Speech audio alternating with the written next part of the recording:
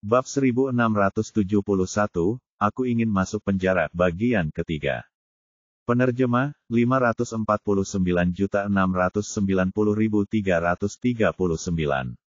Sejak dia memasuki padang pasir, Zhao Yu teringat pada dua drama TV. Salah satunya adalah Project Eagle, film karya Jackie Chan. Dalam film itu, tokoh utamanya juga memasuki padang pasir bersama tiga wanita cantik. Namun, mereka memasuki padang gurun untuk mencari harta karun, sedangkan dia memasuki padang gurun untuk mencari penjara. Yang lainnya adalah Prison Break, sebuah drama Amerika. Dalam Prison Break, tokoh utama masuk penjara untuk menyelamatkan saudaranya, sementara dia sendiri pergi menyelamatkan ayah mertuanya, Miao Kun. Petik 2. Zhao Yu merasa bahwa dia memiliki suasana hati yang sama dengan sang tokoh utama, tetapi dia tidak menyangka bahwa akan jauh lebih sulit untuk masuk ke penjara gurun seperti rumah dosa daripada melarikan diri. Setelah 2 hari penyelidikan, mereka mengetahui bahwa rumah dosa itu bukanlah penjara sungguhan, melainkan penjara hitam sungguhan. Hanya sebagian kecil dari penjahat yang dikurung di sini adalah penjahat sungguhan. Sebagian besar dari mereka adalah penjahat politik, teroris, dan bahkan banyak orang tak bersalah yang telah diculik. Kebanyakan orang tak bersalah ini adalah pengusaha kaya atau turis. Setelah mereka ditangkap di penjara, mereka akan memeras keluarga mereka. Mereka baru akan dibebaskan setelah dibayar cukup uang. Jika mereka tidak punya cukup uang, mereka akan dikurung tanpa batas waktu atau bahkan disiksa sampai mati. Maka dari itu, warga setempat bercanda bahwa penjara itu adalah penjara milik bajak laut Somalia di padang pasir. Keberadaannya sendiri merupakan dosa, sehingga dunia menyebutnya sebagai rumah kejahatan. Karena sifat khusus penjara itu, sangat sulit bagi Zhao Yu untuk masuk penjara dan menjadi tahanan. Dia tidak mungkin seperti tokoh utama dalam Prison Break, yang bisa merampok bank dan dikirim ke penjara yang ditunjuk. Jika Zhao Yu memilih untuk melakukan itu, dia mungkin tidak akan bisa masuk penjara, tetapi akan dibunuh oleh orang-orang bersenjata itu. Jadi, setelah berpikir keras selama 2 hari, Zhao Yu akhirnya memikirkan ide yang aneh. Dia tidak hanya harus merampok mobil tahanan, tetapi dia juga harus bertukar identitas dengan salah satu tahanan, dan secara paksa mengubah dirinya menjadi tahanan. Tidak ada orang lain yang bisa melakukan trik seperti itu, jadi ketika Zhao Yu mengusulkannya, Ding Lan dan 2 wanita lainnya dengan tegas menentangnya. Tidak diragukan lagi bahwa ini tidak ada bedanya dengan bunuh diri, dan Ding Lan tidak akan pernah menyetujuinya. Namun, Zhao Yu sangat percaya diri dan berpikir bahwa dia bisa melakukannya, jadi dia bersikeras untuk melaksanakan rencananya. Zhao Yu punya banyak alasan. Yang paling penting adalah dia membawa perangkat sistem yang kuat. Dia juga punya beberapa pesawat tak terlihat yang bisa dia gunakan. Jika dia menghadapi masalah, dia bisa terbang kapan saja. Kedua, sekarang setelah dia tahu bahwa Miao Kun dikurung di rumah dosa, dia tentu berharap untuk bertemu dengannya sesegera mungkin.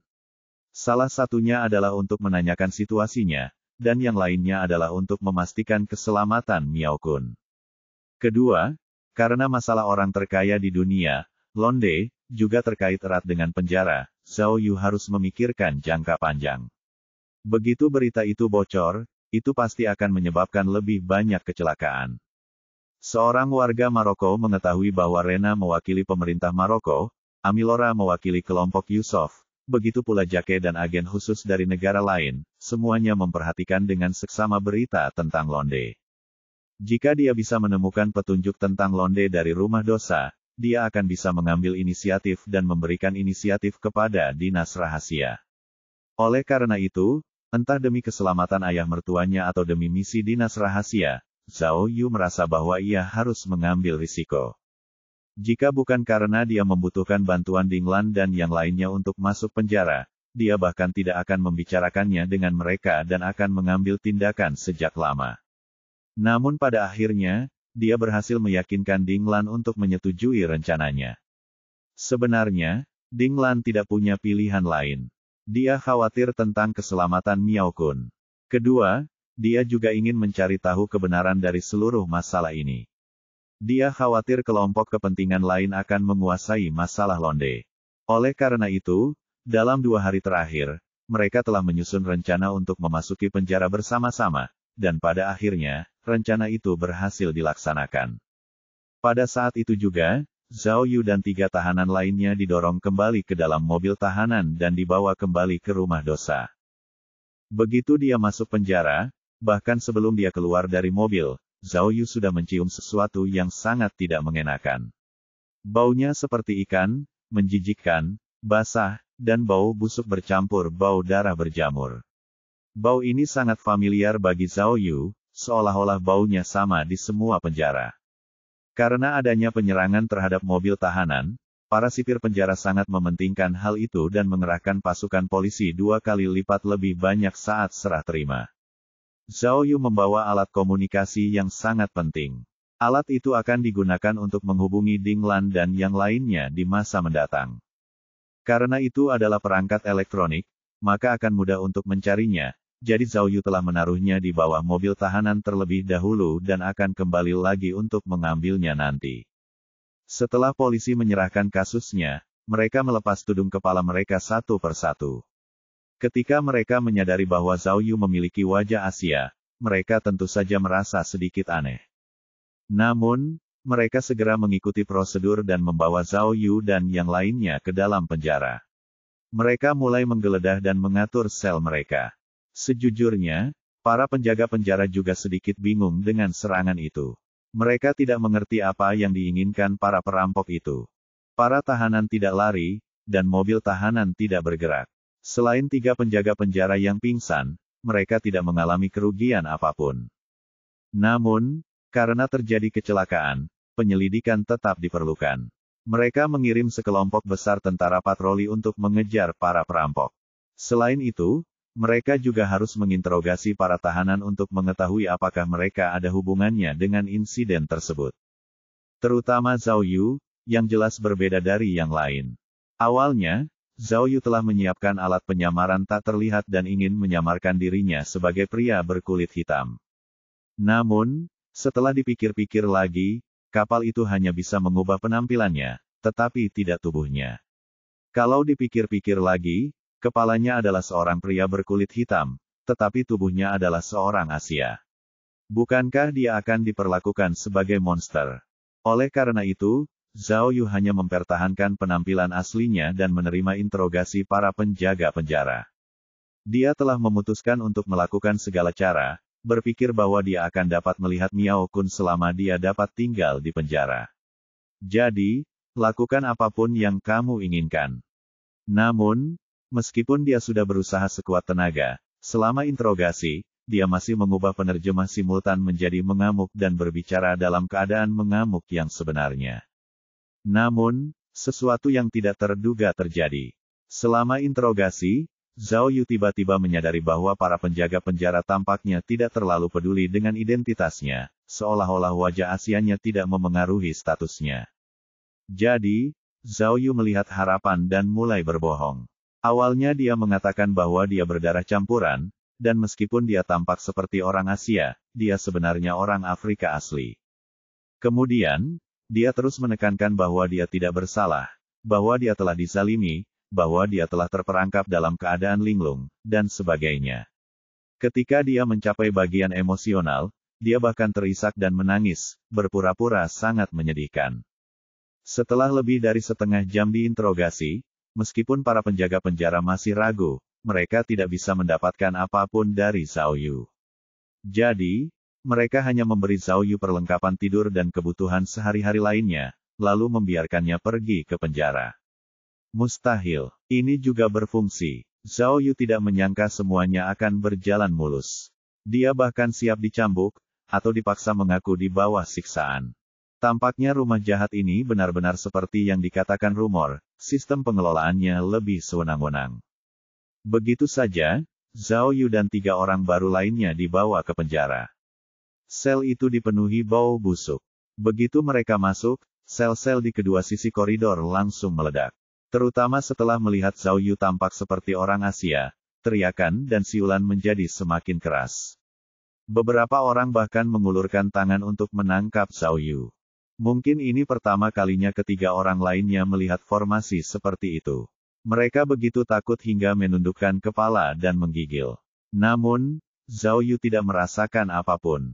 Secara logika, ketika ada orang baru yang masuk penjara, pihak penjara harus menyediakan kamar single atau kamar double selama beberapa hari agar orang baru tersebut dapat terbiasa, baru kemudian dipindahkan ke sel umum. Hal ini dapat mengurangi kemungkinan orang baru tersebut mengalami perundungan dan pelecehan. Namun, rumah dosa berbeda. Mereka telah mengurung Zhao Yu di dalam sel bersama lebih dari selusin orang. Selusin orang ini semuanya berpengalaman di penjara. Begitu mereka melihat Zhao Yu masuk, mereka semua tertawa. Hahaha, kita benar-benar beruntung kali ini. Ada yang cantik sekali, kata seorang pria botak kekar sambil menyeka tangannya. Akhirnya kita bisa menikmati malam ini, hahaha. Hei, teman-teman, santai saja, kata lelaki berjanggut penuh lainnya.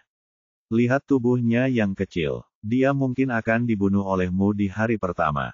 Aku tidak ingin dihukum seperti terakhir kali. Hahaha, pria kulit hitam jangkung lainnya tertawa dan berkata, jangan khawatir. Kami akan merawatnya dengan baik seperti yang dilakukan Tianxin, hehehe. Saat dia berbicara, semua orang tersenyum jahat dan perlahan mengelilingi Zhao Yu. Bab 1672, Kekacauan di Penjara 1. Penerjemah, 549.690.339. Zhao Yu tidak peduli dengan tatapan para narapidana lainnya. Dia hanya membawa selimutnya dan mencari tempat tidurnya sendiri di dalam sel, sama sekali mengabaikan keberadaan orang-orang ini. Mungkin mereka ingin bersenang-senang, tetapi para tahanan itu tidak bergegas menghampiri Zhao Yu, melainkan mengikutinya dari belakang sambil menatapnya dengan penuh minat. Akhirnya, Zhao Yu menemukan tempat tidur yang hanya berisi kapas di bagian dalam sel. Namun, tempat tidur itu berada di sebelah toilet di dalam sel. Baunya sangat kuat, dan itu adalah tempat tidur terburuk. Sejujurnya, bahkan Zhao Yu, yang pernah berada di penjara, belum pernah melihat lingkungan yang begitu sederhana dan terbelakang. Jika orang biasa yang datang ke sini, mereka tidak akan bisa menerima kenyataan yang kejam ini. Namun, Zhao Yu tidak ada di sini untuk masuk penjara, jadi dia meletakkan selimut di tempat tidur dan mulai merapikannya. Pada saat ini, banyak tahanan berkumpul di depan ranjang Zhao Yu. Beberapa dari mereka bahkan telah menyentuh Zhao Yu. Namun, Zhao Yu masih mengabaikannya dan terus membereskan tempat tidur. Akhirnya, seorang tahanan berkulit hitam kurus melakukan gerakan pertama. Dia tidak menunggu Zhao Yu merapikan tempat tidur, tetapi melompat ke tempat tidur Zhao Yu, menginjak selimut Zhao Yu, dan berkata, "Hai pendatang baru, untuk menunjukkan rasa terima kasih kami padamu," dia melepas celananya dan berkata dalam bahasa Arab dengan ekspresi jahat, "Aku akan memberimu hadiah atas nama semua orang." Lalu, dia mengencingi selimut Zhao Yu. Hahaha.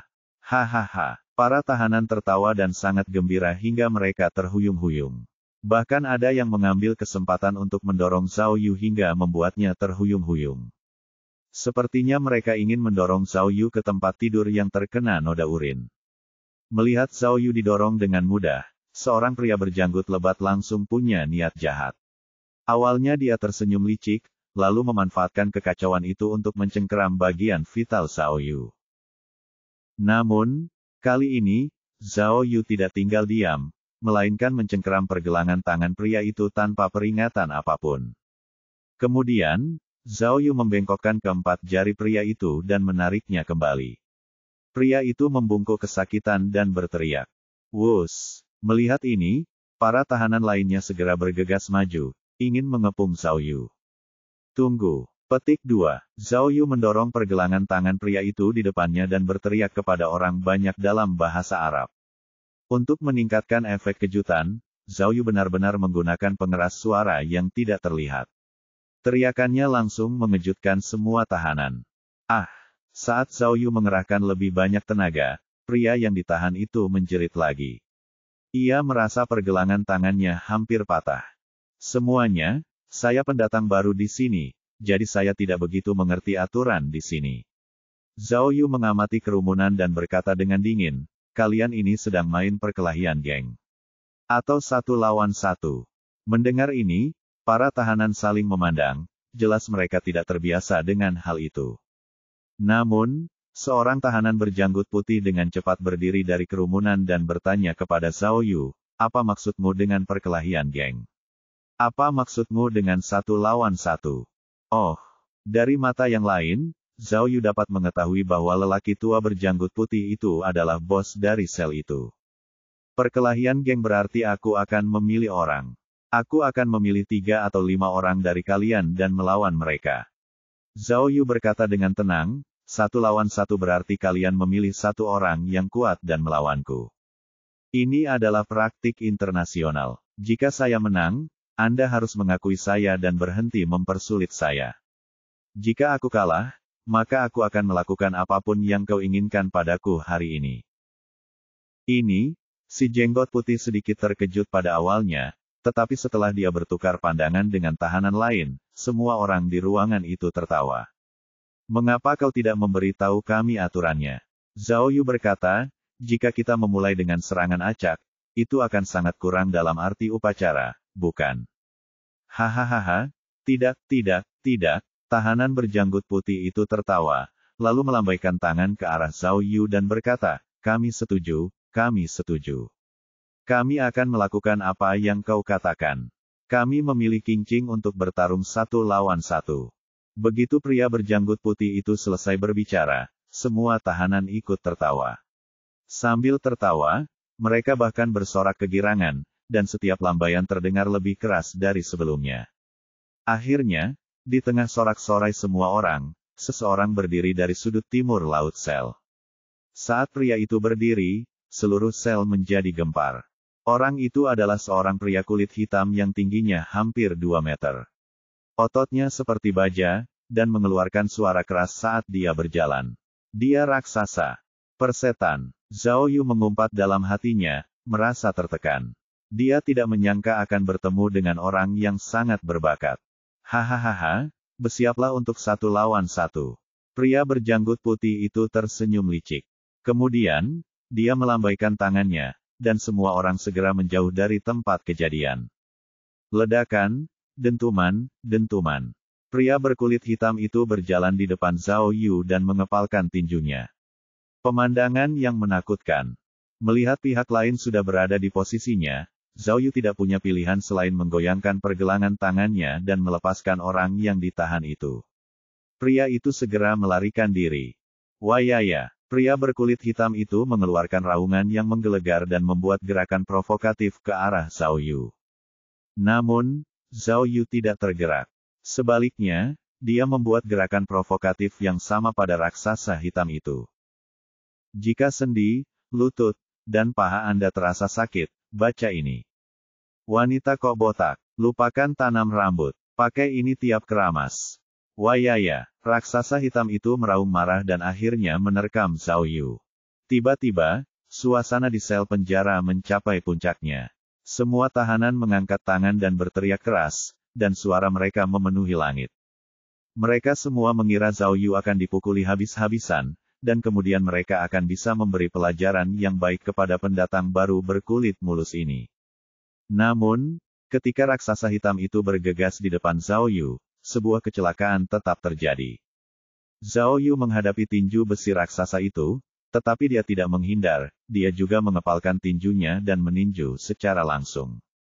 Bang! Dalam sepersekian detik, pria setinggi hampir 2 meter itu terlempar seperti meteorit besar. Dengan suara keras, dia menabrak dinding sel. Apa yang terjadi di detik berikutnya benar-benar mengerikan. Setelah raksasa hitam itu menabrak tembok, sebuah lubang besar muncul di dinding keras dengan suara keras, dan dia jatuh ke dalam lubang itu. Tembok itu runtuh, dan debu beterbangan di mana-mana. Namun, ada secercah cahaya di antara debu itu. Ketika semua orang melihat lebih dekat, mereka menyadari bahwa separuh tubuh pria kulit hitam itu sudah terbaring di sel sebelah. Batuk-batuk, raksasa itu jatuh kesakitan di antara pecahan batu dan bata. Batuk mengeluarkan banyak darah, dan sudah tidak dapat berdiri lagi. Hua-hua, dengan serangkaian suara gemerincing, beberapa kepala yang penasaran muncul di balik lubang besar yang telah hancur. Mereka semua adalah tahanan dari sel tetangga. Hah! Petik 2. Tiba-tiba, sel itu benar-benar sunyi. Semua tahanan tercengang, begitu terkejutnya hingga rahang mereka hampir jatuh ke tanah. Melihat Zhao Yu, dia masih berpose sama seperti sebelumnya, terlihat setenang mungkin. Itu hal kecil. Zhao Yu tertawa dalam hatinya. Jika aku tidak menggunakan palu tak terlihatku, aku benar-benar tidak akan bisa melakukan apapun padamu, kan? Baiklah, karena aku tidak bisa melakukannya, aku akan menggunakannya. Bab 1673, Kekacauan di Penjara, 2. Penerjemah, 549.690.339. Hai, petik 2. Saat sel penjara benar-benar sunyi, Zhao Yu tiba-tiba menepuk bahu monyet kurus yang sedang kencing di tempat tidurnya. Monyet kurus itu sangat ketakutan hingga hampir jatuh ke tanah. Biar aku tanya, Zhao Yu bertanya dengan ramah, ranjang mana yang punyamu? Ini, oh, itu dia, di sana. Monyet kurus itu segera menunjuk ke sebuah ranjang di dekat pintu sel dan menjawab dengan suara gemetar, nomor 1888, itu punyaku. Oh, beruntung sekali. Zhao Yu mengangguk, lalu melepaskannya dan berkata, baiklah, mulai sekarang aku akan tidur di tempat tidurmu. Kemudian, dia menunjuk ke tempat tidurnya yang berbau pesing dan bercanda, ini milikmu. Kamu bisa tidur di sini. Kemudian, Zhao Yu berjalan dengan angkuh menuju tempat tidur 1888, lalu berbaring di tempat tidur seolah-olah tidak ada orang lain di sekitarnya. Oh, meskipun tempat tidurnya juga memiliki bau asam yang menyengat, Zhao Yu masih meregangkan tubuhnya dengan malas, lalu berbaring di tempat tidur dan menutup matanya untuk beristirahat. Ini, tahanan lainnya masih dalam keadaan syok. Tidak seorang pun percaya bahwa apa yang baru saja terjadi adalah nyata. Mereka percaya bahwa memang ada banyak orang kuat di dunia ini, tetapi tidak mungkin ada orang yang begitu kuat sampai pada tingkatan seperti itu. Lagi pula, Zhao Yu tidak terlihat terlalu kuat. Namun, betapapun tidak dapat dipercayanya hal itu benar-benar terjadi. Mereka semua melihatnya dengan jelas dan harus mempercayainya. Karena ada lubang besar di dinding, para tahanan di sel sebelah mereka memandanginya lama sebelum seseorang bertanya, hei, apa yang terjadi? Mengapa orang besar itu menabrak dinding? Ya, orang lain berjongkok untuk memeriksa luka-luka raksasa itu dan mendesah. Intinya, kita tidak bisa bunuh diri seperti ini. Bukankah ini hanya penderitaan? Lihat bagaimana kau memukul dirimu sendiri, sakit hanya dengan melihatmu. Terdengar. Tak lama kemudian, para sipir penjara muncul di luar sel. Para sipir penjara yang mendengar berita itu tidak tahu apa yang terjadi, tetapi ketika mereka melihat kedua sel itu tiba-tiba berselingkuh, mereka tentu saja tidak bisa tinggal diam dan tidak melakukan apa-apa. Mereka segera membuka pintu sel dan masuk untuk memeriksa. Ketika para penjaga penjara melihat raksasa hitam tergeletak di lubang besar, mereka juga menunjukkan ekspresi tidak percaya dan buru-buru bertanya kepada orang banyak. Siapa yang bisa memberitahuku apa yang terjadi? Mendengar pertanyaan sipir penjara, semua tahanan melihat ke arah Zhao Yu yang sedang berbaring di tempat tidur dengan kaki disilangkan dan mata terpejam. Apa? Penjaga penjara itu menatap Zhao Yu, merasa semakin bingung. Oh, pada saat ini, bos berjanggut putih itu akhirnya bereaksi dan buru-buru memberi hormat kepada para penjaga penjara.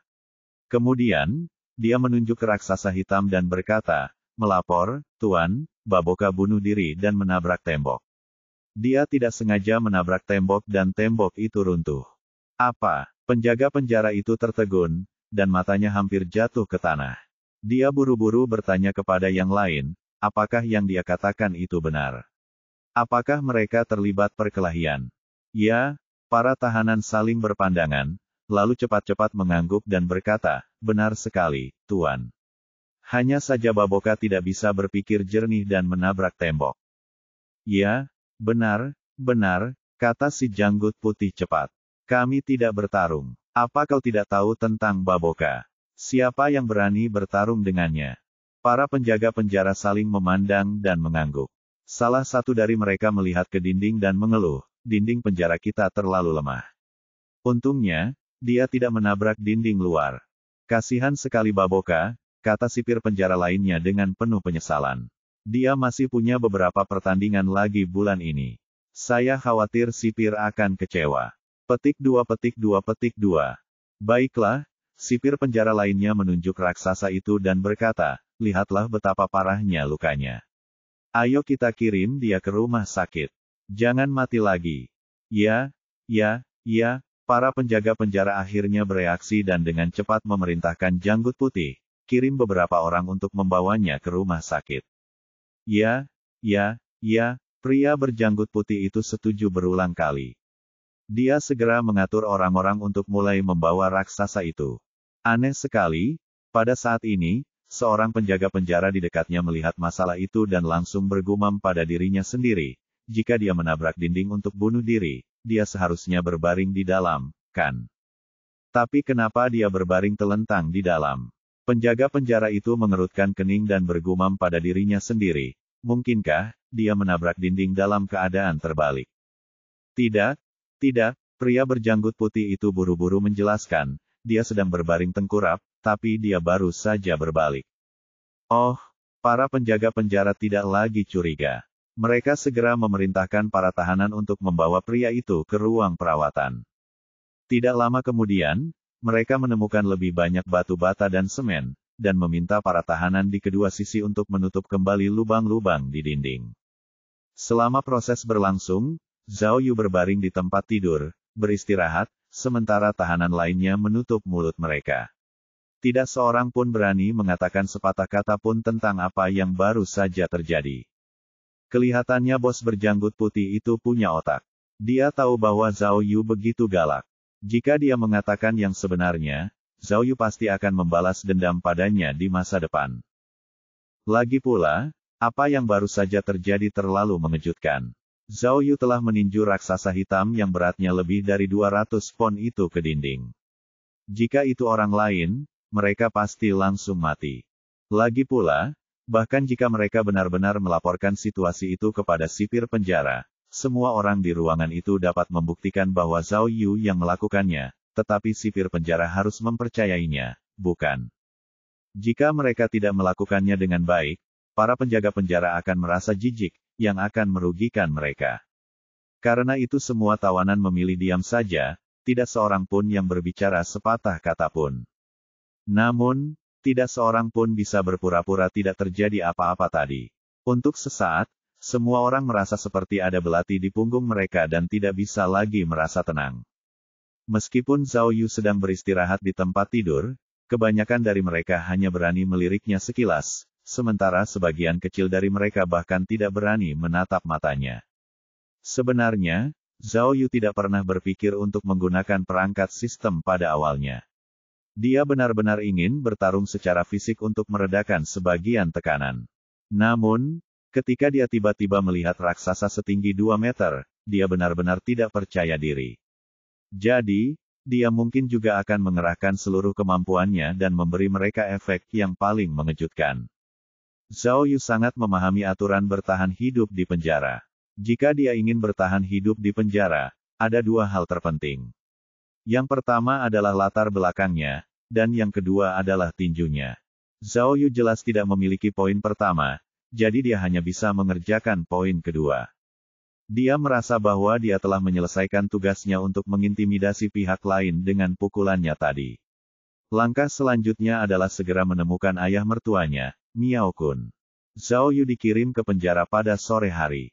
Karena perampokan mobil, dia dibawa ke penjara untuk diinterogasi, jadi dia tidak pergi ke kafetaria untuk makan siang. Sorenya sempat kerja, tapi tertunda karena ada perbaikan tembok.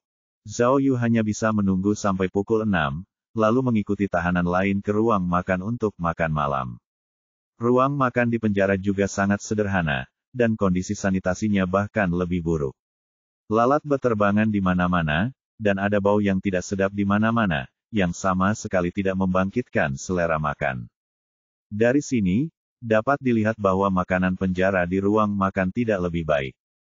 Zhao Yu mengambil piring dan mengambil sepiring sup sayur dan sepiring makanan lengket.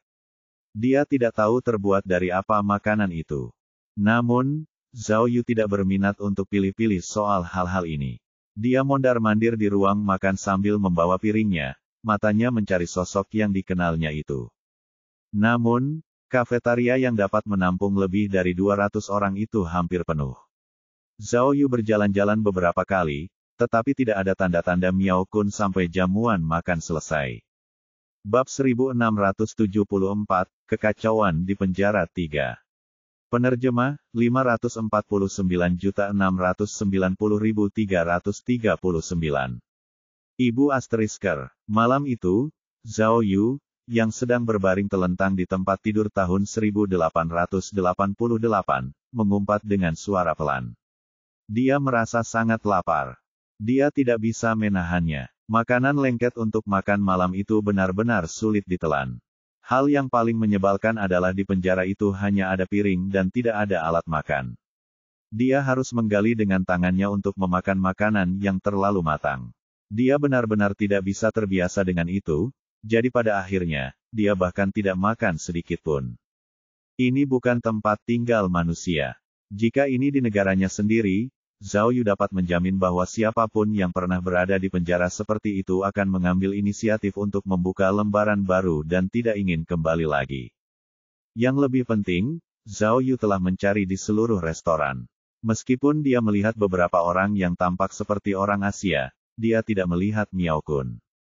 Mengapa demikian? Mengapa Miao Kun tidak muncul di kafetaria?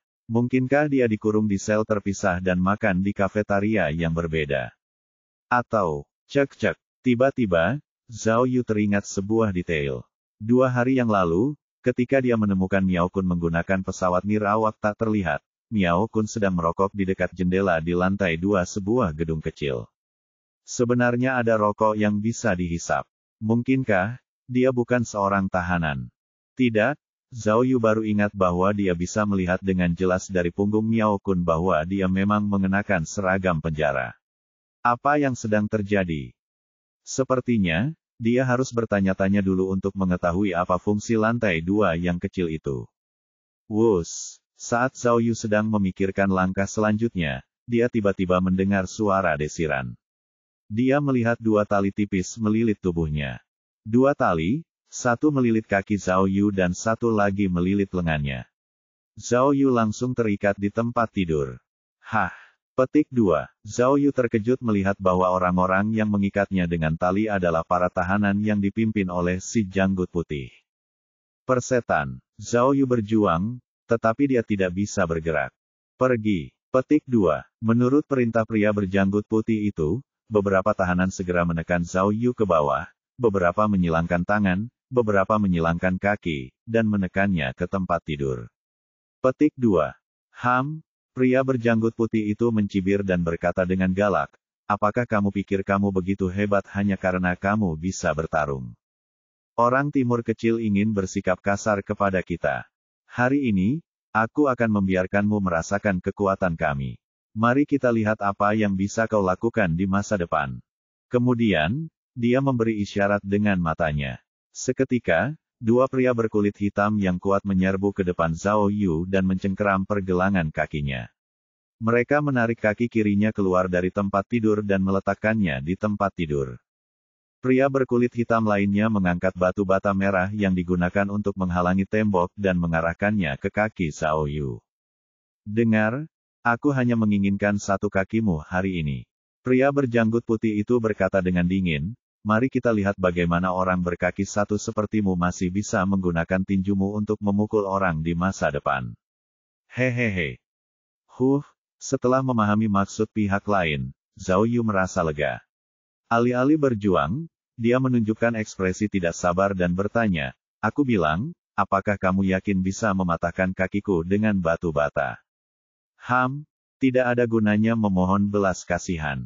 Pria berjanggut putih itu menunjuk ke arah Zhao Yu dan memerintahkan anak buahnya, tutup mulutnya dulu, agar dia tidak berteriak nanti. Panggil sipir penjara.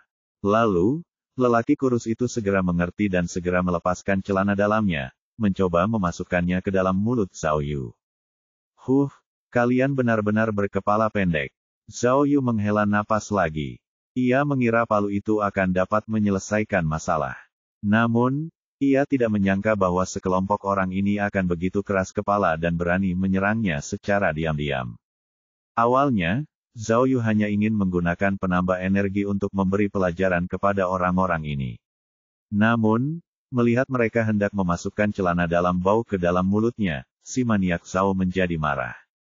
Oleh karena itu, Zhao Yu melepaskan penambah energi yang telah ia persiapkan sebelumnya, dan mengeluarkan perangkat lain yang bahkan lebih kuat.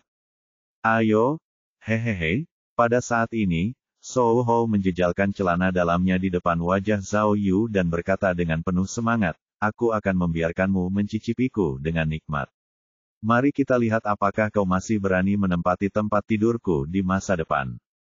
Raungan, gol. Saat monyet kurus itu hendak bergerak, dia tiba-tiba mendengar Zhao Yu menggeram di tempat tidur. Itu adalah jenis geraman yang hanya bisa dikeluarkan oleh binatang buas. Pada akhirnya, ketika mereka melihat ke arah Zhao Yu lagi, mereka semua tercengang. Mereka tiba-tiba menyadari bahwa wajah Zhao Yu telah berubah dengan cara yang aneh. Kulit wajah Zhao Yu berubah menjadi hitam pekat, dan rambutnya tumbuh seperti rumput liar, berdiri tegak.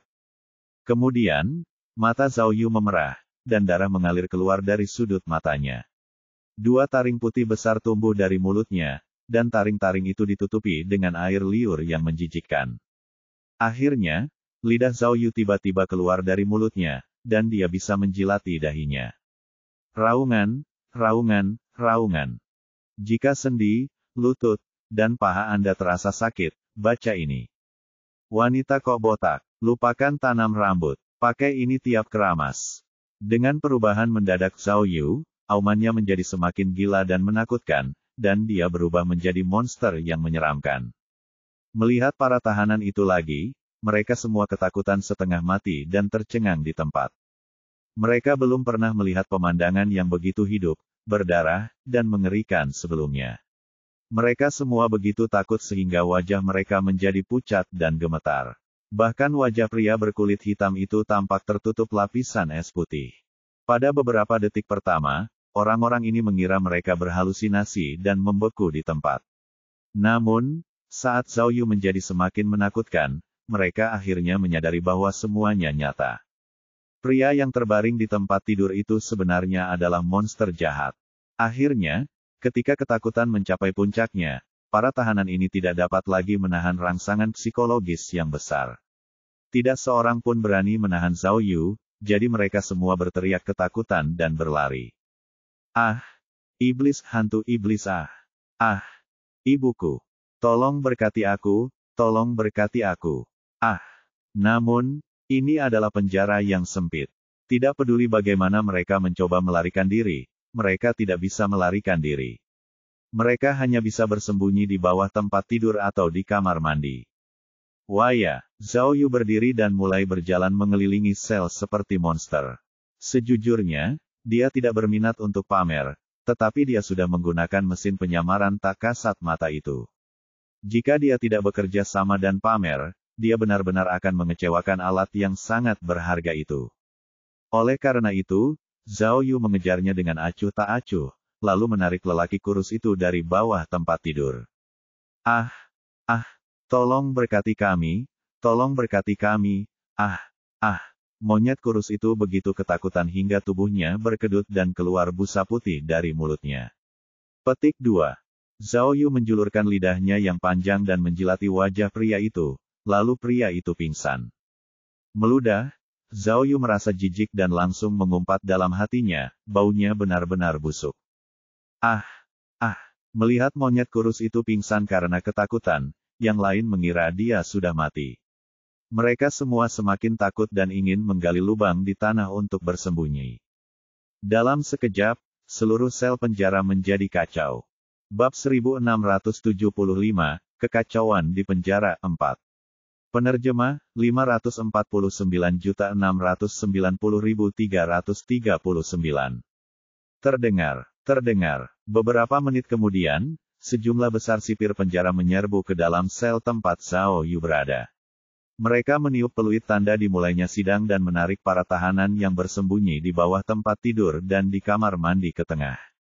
Mereka menyuruh semua orang berdiri dalam 2 baris dengan tangan di atas kepala.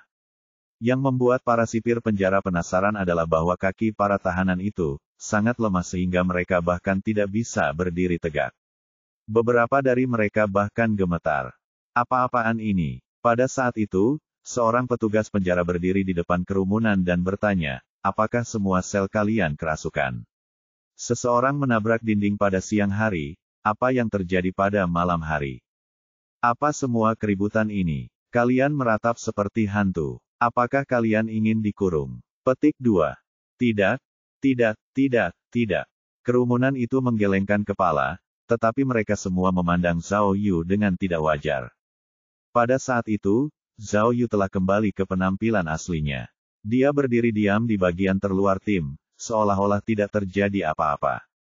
Katakan sesuatu. Kepala sipir penjara membanting tongkatnya ke ranjang dan berteriak dengan marah, bisakah kamu berhenti sebentar? Hari ini adalah Piala Afrika, Mesir akan bermain melawan Nigeria dan Farah akan bermain. Bisakah kamu mengizinkan kami menonton pertandingannya? Namun, setelah sipir penjara selesai berteriak, dia mendapati bahwa para tahanan masih dalam kondisi tidak waras. Saya benar-benar melihat hantu hidup. Sipir penjara senior mengarahkan tongkatnya ke arah janggut putih dan berkata, Segan, katakan sesuatu. Apa yang terjadi? Tuan, pada saat ini, sebagai pemimpin, si janggut putih harus berbicara. Dia melangkah maju, tetapi matanya tertuju pada Zhao Yu di kejauhan. Apa maksudmu dengan, Petugas penjara menariknya ke depannya dan bertanya dengan marah, saya katakan padamu, sipir penjara sudah sangat marah karena Barbossa tidak bisa bersaing. Jika kau tidak memberitahuku, aku akan memasukkan kalian semua ke dalam sel isolasi. Jika tidak, aku akan membuatmu tinggal di zona iblis selama sebulan.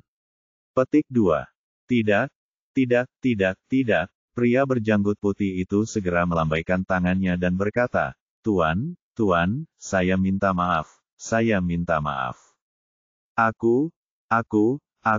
Kami, sambil berbicara, dia menatap Zhao Yu dengan takut, lalu berkata dengan penuh tekad, kami hanya bermain-main. Kami benar-benar minta maaf, kami tidak tahu dan telah mengganggu Anda. Maaf. Sambil berbicara, dia segera berbalik, mengambil sebungkus rokok dari bawah tempat tidurnya, dan menyerahkannya kepada petugas penjara. Tuanku, petugas penjara mengambil rokok itu dan mengeluh, kalian ini, apakah kalian merasa gatal di pantat karena tidak dipukuli selama beberapa hari? Ya. Main game. Game apa yang sedang kamu mainkan? Petik 2. Aku sedang bermain berpura-pura menjadi hantu untuk melihat siapa yang paling menakutkan. Aku tidak sengaja membuatmu takut, hehehe. Si segan berjanggut putih itu tergagap saat menjelaskan, senyum di wajahnya tampak sangat dipaksakan. Hehe, benar, yang lain juga terdiam. Mereka semua mengerti apa yang dimaksud segan dan langsung menggema, kita bertindak terlalu jauh. Petugas penjara itu mendengus dan tertawa. Kalian gila. Kalian bahkan berpura-pura menjadi hantu untuk menakut-nakuti orang. Percayalah, dengan penampilan kalian bahkan tidak perlu berdandan. Kalian sudah cukup menakutkan. Hehehe, ya, Anda benar, Tuan. Pria berjanggut putih itu segera mengangguk dan membungkuk. Saya peringatkan kalian, kata sipir penjara sambil mengarahkan tongkatnya ke arah kerumunan dan berkata, kesabaran saya terbatas. Kalau kalian tidak berhenti, jangan salahkan saya karena bersikap kasar, mengerti? Mengerti, semua orang buru-buru membungkuk. Kemudian, petugas penjara itu membawa sekelompok sipir penjara keluar dari sel. Dengan bunyi berderit, sel itu terkunci dan segera menghilang dari pandangan para tahanan. Namun, setelah penjaga penjara pergi, suasana di dalam sel menjadi semakin menyedihkan. Sekitar selusin tahanan yang hadir tidak berani bergerak, tetapi semuanya menatap Zhao Yu dengan ketakutan. Meskipun Zhao Yu sekarang adalah orang biasa, cara dia memamerkan taringnya dan terlihat sangat menakutkan telah membekas di benak setiap orang, dan mereka tidak bisa menghilangkannya. Monster, raksasa, setan, tak seorang pun tahu siapa Zhao Yu. Lobak, Oh, tidak, segan, kan? Petik 2. Pada saat ini, Zhao Yu akhirnya bergerak. Dia tidak hanya bergerak, tetapi dia juga berjalan di depan bos berjanggut putih dan meletakkan tangannya di bahunya dengan sangat alami. Segan tiba-tiba gemetar, kakinya lemas, dan dia hampir berlutut di depan Zhao Yu. Ayo, Zhao Yu menarik pria berjanggut putih itu ke dinding yang baru saja diperbaiki hari itu, lalu mengambil sebuah batu dan menggambar sebuah lingkaran di dinding. Dia berkata, misalnya, lingkaran ini adalah seluruh penjara. Sambil berbicara, dia menggambar persegi panjang dari titik di lingkaran dan bertanya kepada Segan berjanggut putih, saya melihat sebuah bangunan 2 lantai di daerah ini. Sekarang beritahu saya, untuk apa bangunan itu? Ya, Segan menatap tahanan lainnya, yang masih berdiri di tempat, tidak berani bergerak. Sambil gemetar, Segan mengambil sebuah batu dan membuat tanda X di lingkaran yang telah digambar Zhao Yu.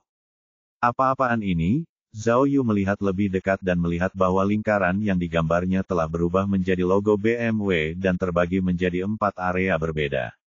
Namun, keempat wilayah tersebut tidak tersebar merata. Sebaliknya, terdapat 2 wilayah besar dan 2 wilayah kecil.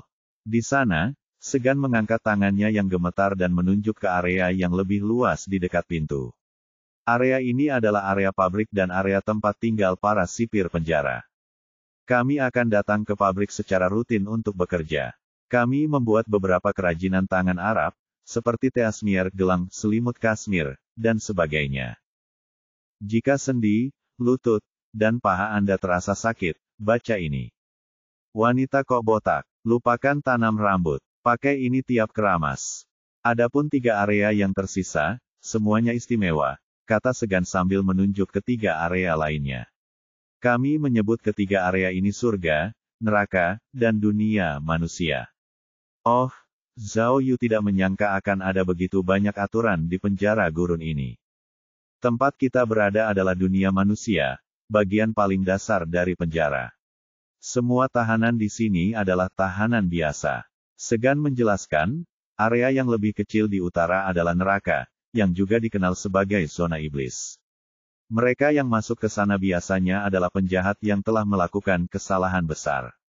Biasanya, setelah masuk, peluang bertahan hidup hanya rata-rata. Oh, Zhao Yu memperhatikan dengan saksama bangunan 2 lantai yang digambarnya dan berkata, jadi, rumah yang kulihat adalah surga. Benar, Segan menjelaskan, hanya orang-orang dengan keluarga kaya atau latar belakang yang berkuasa yang akan tinggal di distrik surgawi. Anda tidak hanya bisa makan dan tidur nyenyak di sana, tetapi Anda juga bisa makan anggur dan minum daging. Oh tidak, makan daging dan minum anggur selama Anda bersedia mengeluarkan uang. Oh, mendengar perkataan Segan, Zhao Yu sedikit lega. Tidak heran Miao Kun masih punya rokok untuk dihisap. Ternyata kondisi kehidupan di sana jauh lebih baik daripada di sini. Mereka telah memeriksa rekening Miao Kun, tetapi tidak ada catatan pengeluaran apapun. Jadi, dari mana uang Miao Kun berasal? Apakah dia dipaksa pindah ke zona surgawi rumah dosa, atau itu atas kemauannya sendiri? Petik 2. Biar aku tanya padamu, Zhao Yu menepuk bahu si jenggot putih dan bertanya, bagaimana aku bisa memasuki wilayah surgawi? Baiklah, kata Segan gugup, keluargamu perlu mengirim uang ke penjara.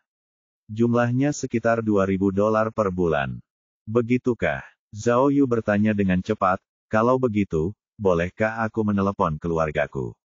Bagaimana mereka akan membayarnya?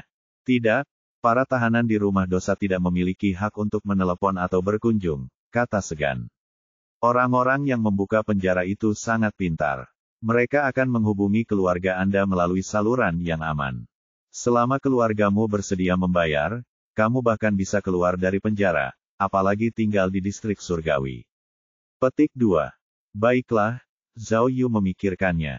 Identitasnya palsu, jadi meskipun dia punya uang, dia tidak akan membutuhkannya.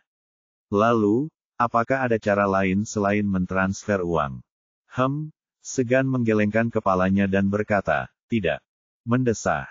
Zhao Yu kecewa, dan dia mulai bertanya-tanya apakah dia harus menggunakan jubah tembus pandang atau pesawat terbang. Tunggu sebentar, Segan tiba-tiba teringat sesuatu dan berkata kepada Zhao Yu, aku hanya lupa bahwa seharusnya ada cara lain untuk memasuki wilayah surgawi.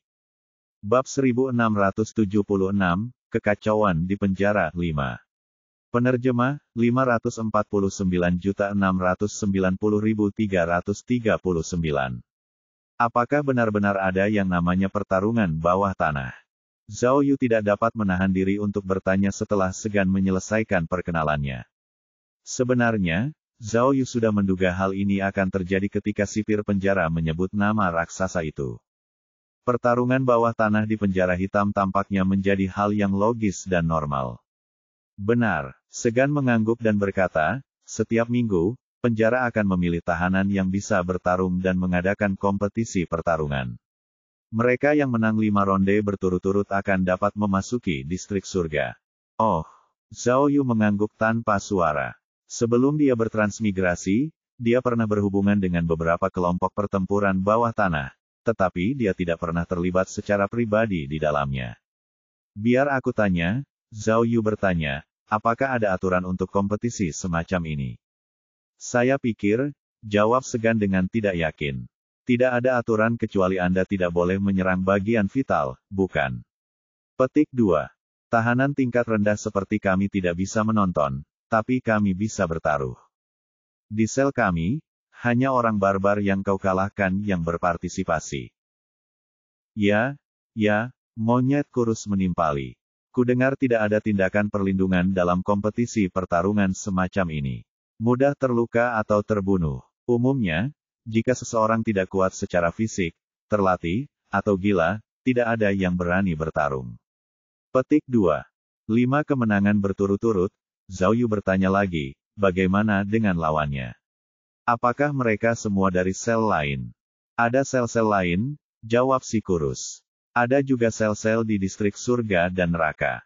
Kudengar kadang-kadang, sipir penjara bahkan mengundang beberapa petinju profesional untuk membantu meramaikan suasana. Benar, Segan setuju. Sebenarnya, sangat sulit untuk memenangkan 5 pertandingan berturut-turut. Lihat Barboch, dia sangat kuat, tetapi dia hanya memenangkan 2 pertandingan. Dia kalah di semua pertandingan lainnya. Kalau tidak, dia tidak akan berada di sel yang sama dengan kami. Lagi pula, bahkan jika kamu menang 5 ronde dan memasuki distrik surga, itu hanya sementara. Begitu kamu kalah 1 ronde, kamu akan dikeluarkan dari distrik surga. Petik 2. Juga, kata monyet kurus, sekali kau mulai memukul, kau tidak bisa berhenti. Kau harus melakukannya kapanpun sipir penjara menginginkanmu melakukannya. Jadi, petinju biasanya berakhir sangat menyedihkan. Mereka lumpuh atau dipukuli sampai mati. Hanya sebagian kecil orang yang bisa bertahan hidup sampai mereka dibebaskan dari penjara. Lalu, Zhao Yu bertanya lagi, bagaimana cara mendaftar? Kau? Oh, itu mudah. Segan buru-buru berkata, aku yang bertanggung jawab atas penjara ini, dan setiap sel penjara punya rekomendasi. Jadi, Baboka, karena kau sudah mengalahkannya, kau seharusnya, Baiklah, Zhao Yu mengangguk, kalau begitu, kamu bisa merekomendasikanku. Ngomong-ngomong, aku ingin mengingatkanmu bahwa jika kamu ingin meningkatkan kondisi hidupmu, kamu bisa menghemat uang dan bertaruh bahwa aku akan menang. Aku jamin kamu akan mendapat untung tanpa kehilangan apapun. Dengan pengingat Zhao Yu, para tahanan tiba-tiba membuka mata mereka lebar-lebar. Ya, mereka sekarang tahu bahwa Zhao Yu mungkin bukan manusia, melainkan monster. Karena dia bisa melumpuhkan Baboka dengan 1 pukulan, bukankah tidak masalah baginya untuk bertarung di bawah tanah?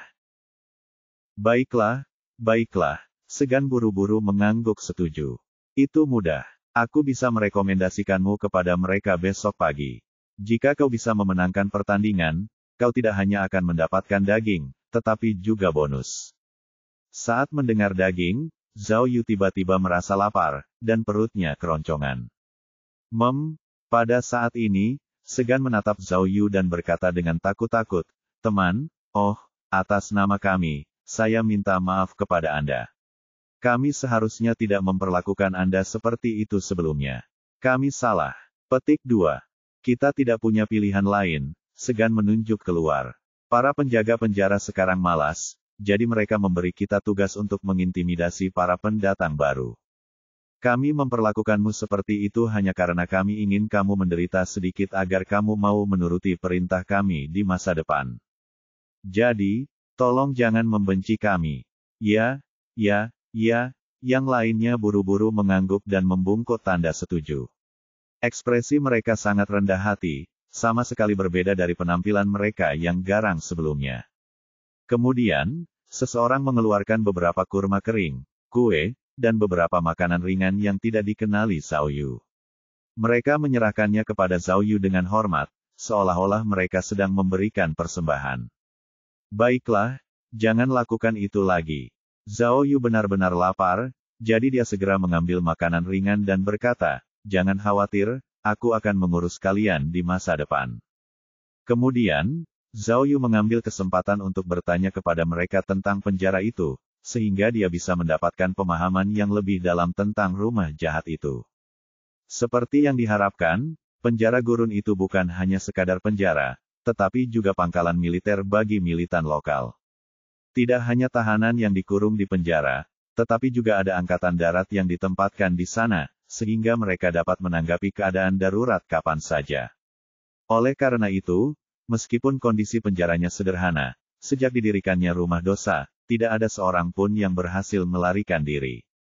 Belum lagi banyaknya pasukan yang ditempatkan di penjara, kalaupun mereka bisa lari keluar penjara, mereka tidak akan bisa lari jauh. Pembotakan dini maupun genetik pun tak perlu tanam rambut. Coba. Jika sendi, lutut, dan paha Anda terasa sakit, baca ini. Hanya ada dua cara untuk keluar dari rumah dosa. Salah satunya adalah rute yang ditempuh Zhao Yu dan yang lainnya saat mereka datang, dan yang lainnya adalah rute yang mengarah langsung ke pedalaman Mauritania. Namun, ada pos penjaga bersenjata lengkap setiap beberapa kilometer di kedua jalan ini, dan ada beberapa kamp militer di antara mereka. Dapat dikatakan bahwa keamanannya ketat, dan kemungkinan untuk keluar dari jalan hampir nol. Petik 2. Jika mereka tidak mengambil jalan itu, mereka hanya bisa memasuki gurun yang tandus. Tanpa peralatan dan perlengkapan bertahan hidup, mustahil untuk bertahan hidup di gurun ini. Cek. Pada titik ini, Zhao Yu tidak punya pilihan selain mengevaluasi kembali rencananya. Menurut rencana awalnya, dia akan terlebih dahulu menemukan Miao Kun, lalu menggunakan pesawat untuk mengeluarkan mereka dari penjara. Setelah itu, dia akan bertemu dengan Ding Lan dan yang lainnya dan melarikan diri dari gurun bersama-sama. Namun, tampaknya tidak semudah itu. Begitu pihak penjara mengetahui bahwa seseorang telah melarikan diri, mereka pasti akan keluar dengan kekuatan penuh. Gurun Sahara begitu luas, bagaimana mungkin kemungkinan mereka melarikan diri begitu rendah? Dalam situasi seperti itu, mereka hanya punya satu cara untuk keluar dari bahaya, yaitu dengan meminta setidaknya satu helikopter untuk menjemput mereka. Jadi, Zhao Yu mulai berpikir bahwa begitu dia mendapatkan alat komunikasi dan bisa menghubungi Ding Lan dan yang lainnya, dia harus segera meminta bantuan mereka, dengan mendapatkan helikopter. Malam itu, sudah ditakdirkan menjadi malam tanpa tidur lagi. Di penjara yang buruk seperti itu, bagaimana Zhao Yu bisa tidur nyenyak? Berbaring di tempat tidur pada tahun 1888, pikirannya penuh dengan pikiran tentang pelarian dari penjara. Meskipun dia memiliki jubah tembus pandang dan pemecah kunci universal, bukan tidak mungkin baginya untuk keluar dari penjara dan pergi ke istana surgawi untuk menemukan Miao Kun. Namun, jubah tembus pandang itu terlalu berharga, dan dia tidak bisa menyia-nyiakannya begitu saja. Lagi pula, bahkan jika dia menemukan Miao Kun, dia tidak akan bisa pergi jauh tanpa Ding Lan dan yang lainnya menunggu di luar. Oleh karena itu, ia hanya bisa pergi ke alam surga untuk menemui ayah mertuanya dengan cara bertinju, yang merupakan satu-satunya jalan keluarnya. Mendesah. Meskipun dia membawa begitu banyak barang, dia masih sedikit khawatir. Bisakah dia memasuki wilayah surgawi dengan lancar? Juga, apakah dia bisa bertemu dengan ayah mertuanya, Miao Kun, setelah dia memasuki distrik surga? Bab 1677, Kekacauan di Penjara 6. Penerjemah, 549.690.339. Malam berikutnya, di suatu tempat di distrik pabrik rumah dosa, ada sebuah bangunan kecil yang telah direnovasi. Itu adalah tempat para penjaga penjara menyaksikan pertandingan tahanan. Pada saat ini, orang-orang berdiri di lantai atas dan bawah, semuanya mengagumi duel yang saat ini terjadi di tengah sumur surgawi di lantai pertama. Saat mereka semua memasang taruhan, para penjaga penjara menjadi sangat bersemangat. Orang-orang di lantai bawah mengangkat tangan dan berteriak, sementara orang-orang di lantai atas bersandar di pagar dan menonton dengan sangat serius. Ada kursi-kursi di lantai atas dengan pemandangan terbaik. Pada saat itu, sipir penjara dan beberapa pejabat tinggi semuanya duduk di sana, menyaksikan dengan penuh minat. Sumur tengah di lantai pertama dilingkari membentuk cincin seperti sangkar, yang lebih mirip Kolosseum kuno. Dua tahanan saling bertarung di dalam, terlibat dalam perkelahian fisik yang intens. Di antara mereka, seorang pria berkulit putih adalah Zhao Yu. Dia tidak menyangka bahwa dia akan diatur untuk menjadi yang pertama bertarung dalam kompetisi hari ini. Lawannya adalah seorang pria Arab dengan rambut lebih banyak. Meskipun dia tidak terlihat kuat, dia jelas memiliki pengalaman bertarung. Setelah pertandingan dimulai, dia telah bertarung dengan Zhao Yu selama hampir 2 menit. Sebenarnya, bukan berarti Zhao Yu tidak bisa mengalahkannya. Meskipun orang ini memiliki beberapa pengalaman, dibandingkan dengan Zhao Yu, kekuatannya masih jauh tertinggal. Zhao Yu bisa saja mengatasinya dengan cepat, tetapi dia memahami pikiran para penjaga penjara. Jika dia menang terlalu cepat dan mudah, itu akan menurunkan ekspektasi mereka dan tingkat penonton kompetisi. Lagi pula, tujuannya berbeda dengan kontestan lainnya. Akibatnya, di awal pertandingan, ia menahan tenaganya dan hanya bertarung imbang dengan lawannya. Saat pertarungan hampir berakhir, ia baru melancarkan tendangan pusaran angin yang cepat dan dahsyat, menendang lawannya hingga tersungkur ke tanah. Wah, pihak lain memuntahkan seteguk darah dan tidak bisa lagi bangun. Wus, kejadian itu terjadi begitu tiba-tiba sehingga lapangan pertandingan menjadi gempar. Hakim dengan cepat masuk ke lapangan untuk memeriksa luka-luka pria Arab itu.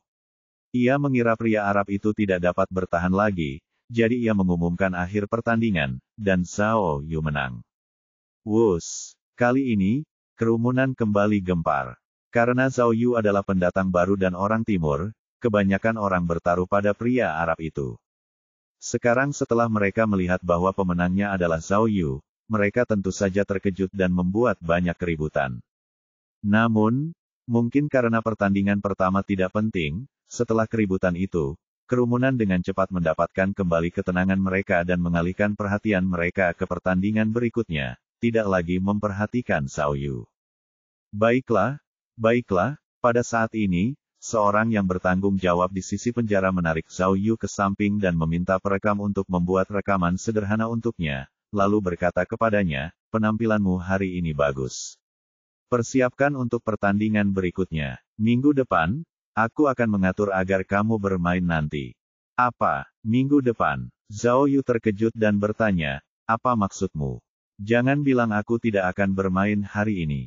Ya Tuhan, apakah ada yang salah dengan otakmu? Orang yang bertanggung jawab berkata, apakah kamu ingin bermain 2 game sehari? Dia benar-benar gila.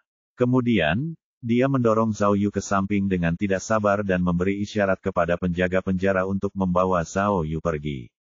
Hei, bukankah kau mengatakan itu?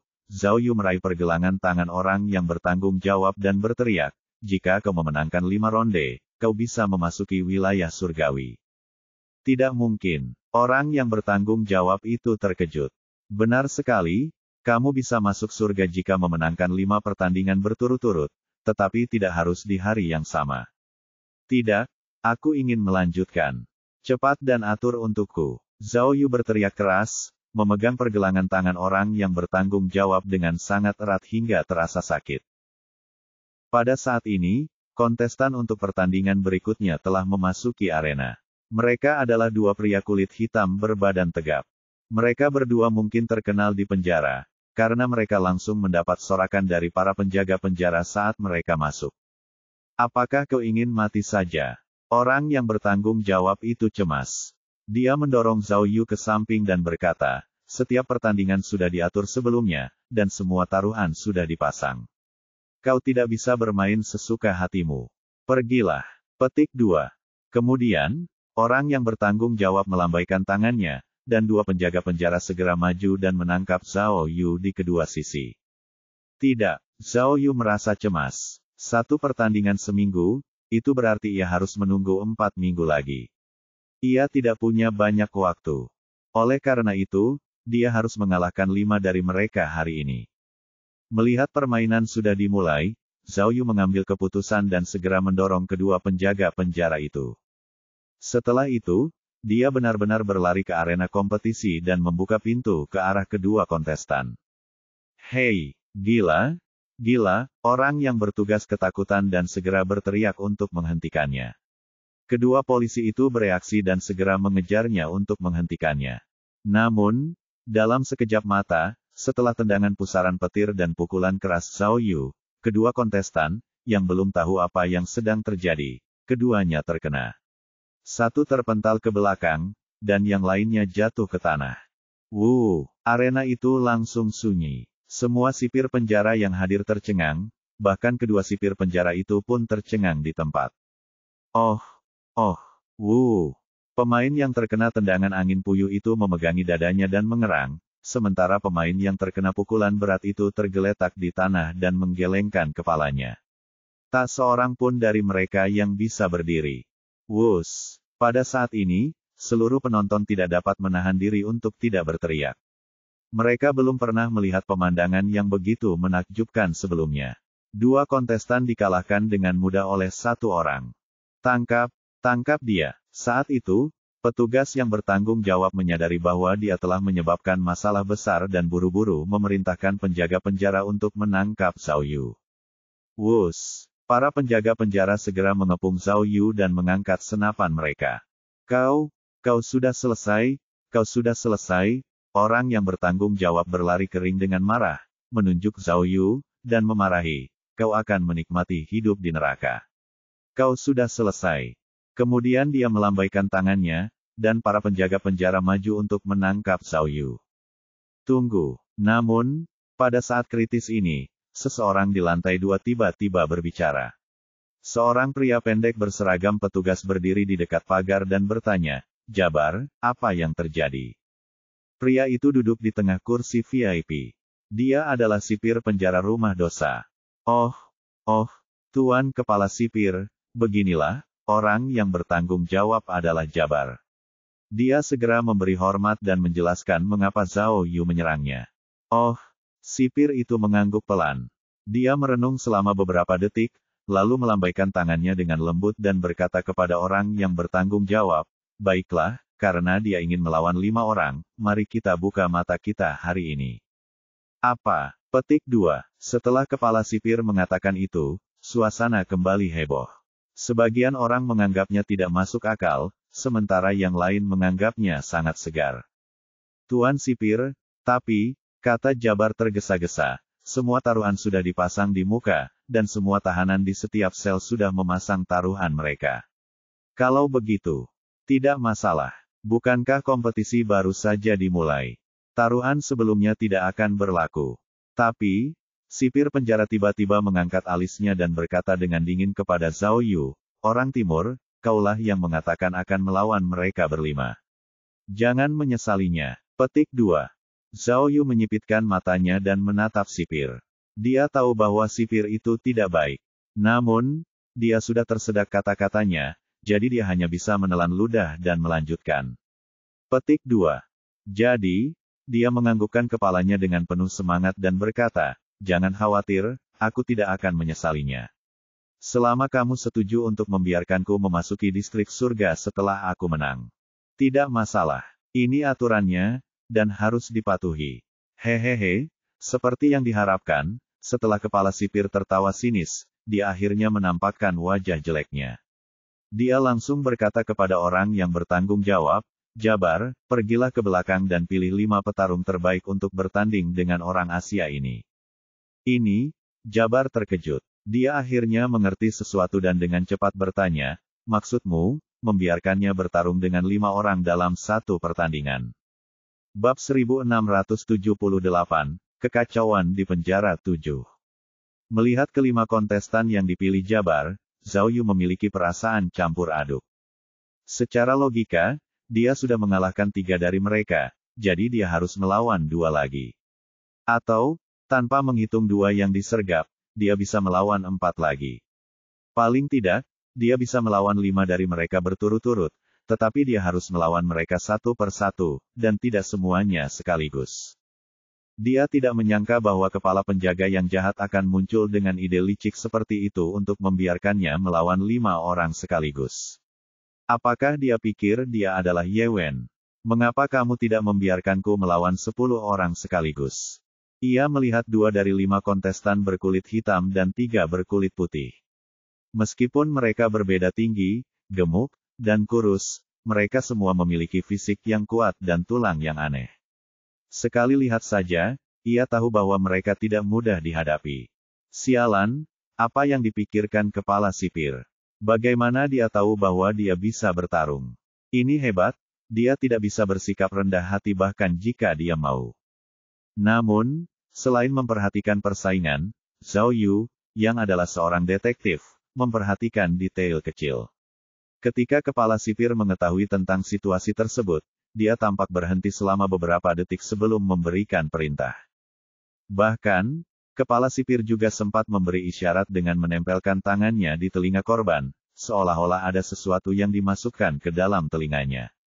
Melihat ekspresi dan gerakan sipir, Zhao Yu menduga bahwa dia mungkin telah memasang alat komunikasi mini di telinganya. Dengan kata lain, mungkin ada orang yang pangkatnya lebih tinggi daripada kepala sipir. Orang yang memberi perintah kepada Zhao Yu untuk menghadapi mereka berlima bukanlah sipir penjara itu sendiri, melainkan orang berpangkat tinggi di balik layar. Fiuh. Melihat Zhao Yu hendak bertarung 1 lawan 5, para sipir penjara di tempat kejadian bersorak-sorai, bahkan ada yang bersiul. Orang yang bertanggung jawab, Jabar, mengikuti instruksi sipir dan mulai mengirim orang untuk memasang taruhan. Dalam keadaan seperti itu, tidak ada yang akan bertaruh pada kemenangan Zhao Yu. Pada saat ini, kelima pemain yang dikirim ke panggung akhirnya mengerti apa artinya. Setelah mengetahui bahwa mereka akan bertarung 5 lawan 1, mereka semua menunjukkan ekspresi tidak percaya. Meskipun kelima orang ini bukan ahli teratas dari rumah dosa, mereka memiliki tingkat kekuatan dan ketenaran tertentu. Sekarang setelah mereka diminta untuk bergabung untuk menindas seorang pemula berkulit kuning, mereka hanya bisa merasa bahwa itu merupakan penghinaan bagi mereka. Akibatnya, setelah wasit naik ke panggung, kelima orang itu tidak bergerak. Mereka semua berdiri di tempat dengan tangan disilangkan. Hei, kepala sipir di lantai atas menekan tangannya di pagar dan berkata, kalian harus berusaha sekuat tenaga. Jika menang, kalian bisa langsung masuk ke distrik surga. Mereka yang sudah berada di distrik surga akan mendapat 1 kesempatan untuk menelepon.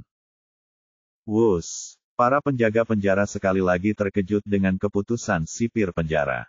Kelima kontestan itu merasa seperti sedang bermimpi. Merupakan impian para tahanan pada umumnya untuk dapat memasuki zona paradise, dan merupakan impian setiap tahanan untuk dapat menghubungi keluarga mereka.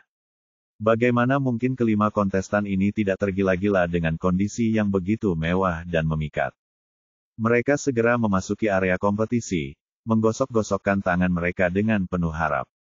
Mereka sangat bersemangat, dan tidak sabar untuk maju dan menghajar Zhao Yu.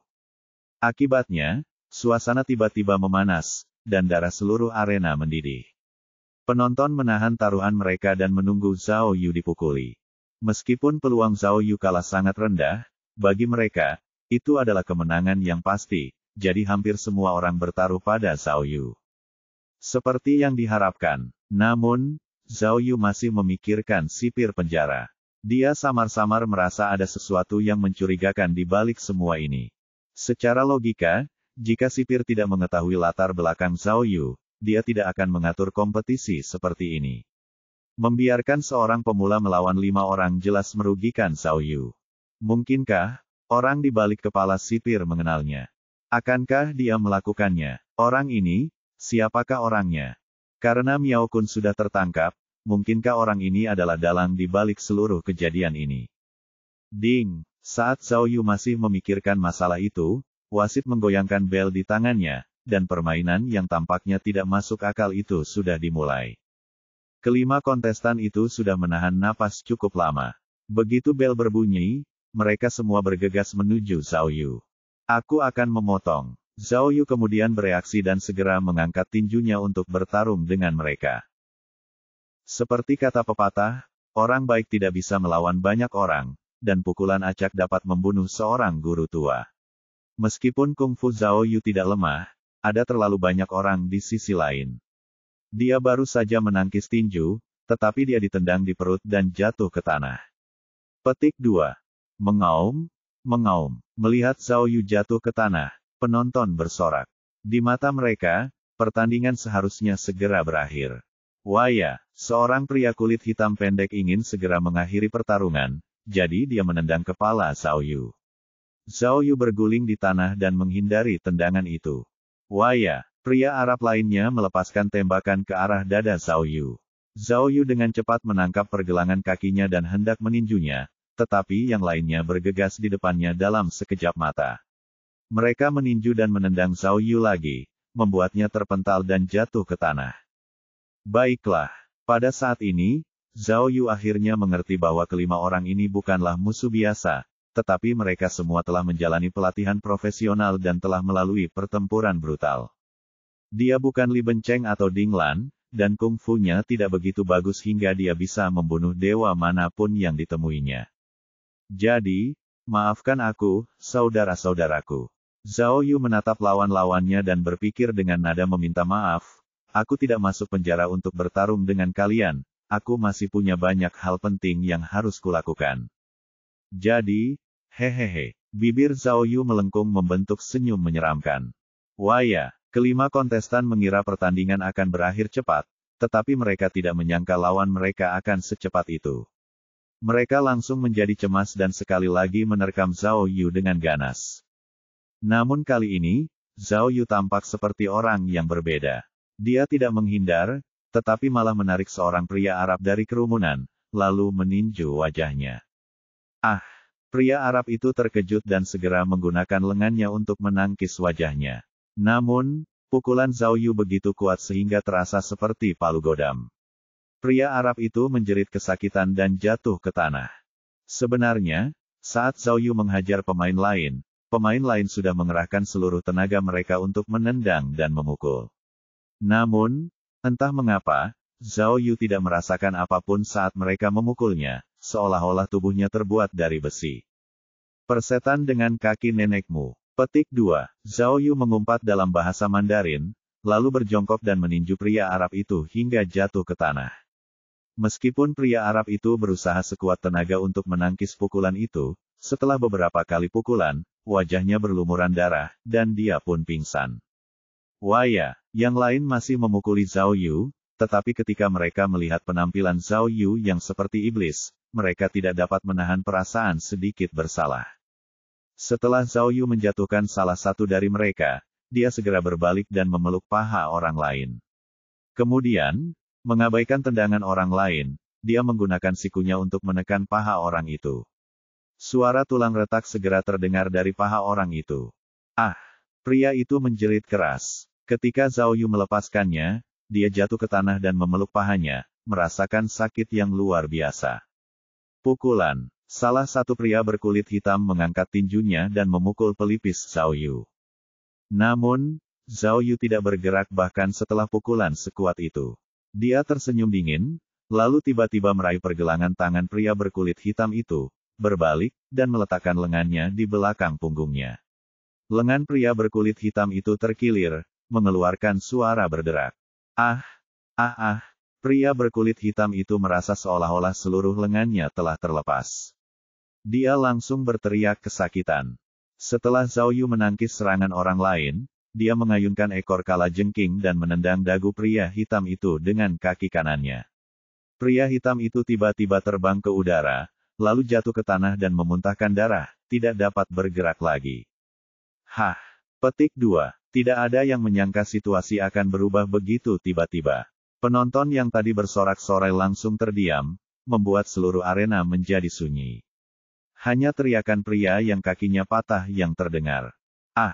Pada saat ini, seorang pria Arab berambut panjang meninju dada Zhao Yu 2 kali, sehingga menimbulkan suara keras yang mengerikan. Namun, Zhao Yu masih tidak bereaksi.